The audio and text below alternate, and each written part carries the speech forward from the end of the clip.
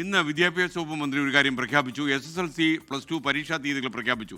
SSLC പരീക്ഷകൾ 2026 March 5-നും +2 പരീക്ഷ March 6-നുമായിരിക്കും ആരംഭിക്കുക. ഫലപ്രഖ്യാപനം മെയ് മാസത്തിൽ ഉണ്ടാകുമെന്നാണ് വിദ്യാഭ്യാസ മന്ത്രി പറഞ്ഞത്.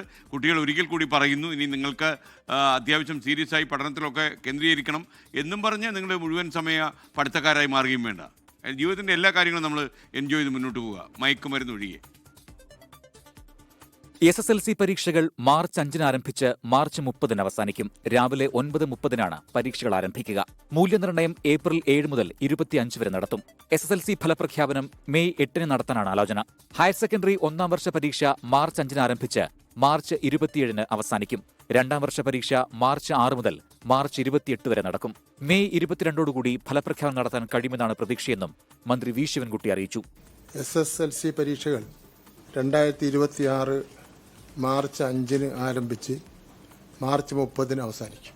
ഫലപ്രഖ്യാപനം പ്രതീക്ഷിക്കുന്ന തീയതി 2026 May 8. Higher secondary, vocational higher secondary 1-ാം വർഷ പൊതുപരീക്ഷകൾ 2026 മാർച്ച് 5 മുതൽ മാർച്ച് 27 വരെ നടക്കും. മെയ് 22-ഓടുകൂടി ഫലപ്രഖ്യാപനം നടത്താൻ കഴിയുമെന്ന് പ്രതീക്ഷിക്കുകയാണ്. ഈ വർഷം മുതൽ 9-ാം ക്ലാസ് വരെ വാർഷിക പരീക്ഷയിൽ സബ്ജക്ട് മിനിമം നടപ്പിലാക്കും. 24 തിരുവനന്തപുരം.